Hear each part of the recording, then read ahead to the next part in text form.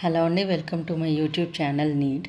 ఈరోజు టాపిక్ వచ్చేసి premarital counselling is far needed than pre wedding shooting అండి. ఈ మధ్య కాలంలో మనం బాగా చూస్తున్న ట్రెండ్ ఏంటంటే ప్రీ వెడ్డింగ్ షూటింగ్స్ చాలా బాగా చేస్తున్నారు. చాలా హైలైటెడ్గా అండ్ చాలా మ్యాండేటరీగా ట్రెడిషనల్గా ఇది మనకు అవసరం అనే రేంజ్లో చేస్తున్నారు. It is well and good, బాగా చేస్తున్నాము. అలాగే ప్రీ మ్యారిటల్ కౌన్సిలింగ్కి కూడా అంత ఇంపార్టెన్స్ ఇవ్వండి.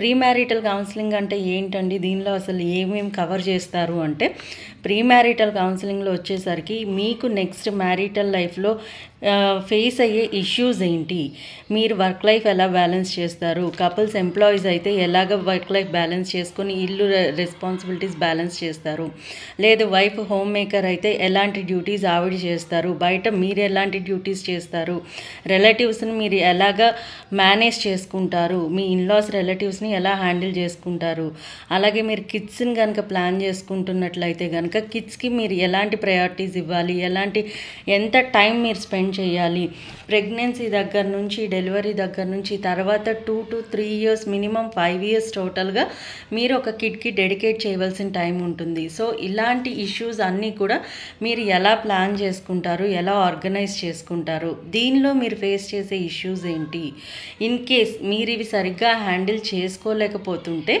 మీకు హెల్ప్ అయ్యే ఆస్పెక్ట్స్ ఏంటి, ఇవన్నీ కూడా కౌన్సిలింగ్లో మీకు చెప్తారండి. అండ్ ప్రీ మ్యారిటల్ కౌన్సిలింగ్ అవ్వండి, ప్రీ పేరెంటల్ కౌన్సిలింగ్స్ అవ్వండి, ఇవన్నీ ఈ రోజుల్లో చాలా ఎక్కువ అవైలబిలిటీలో ఉన్నాయి. అండ్ నా ఫస్ట్ అండ్ మోస్ట్ ప్రయారిటీ ఏంటి అంటే ప్రీ డైవర్స్ కౌన్సిలింగ్.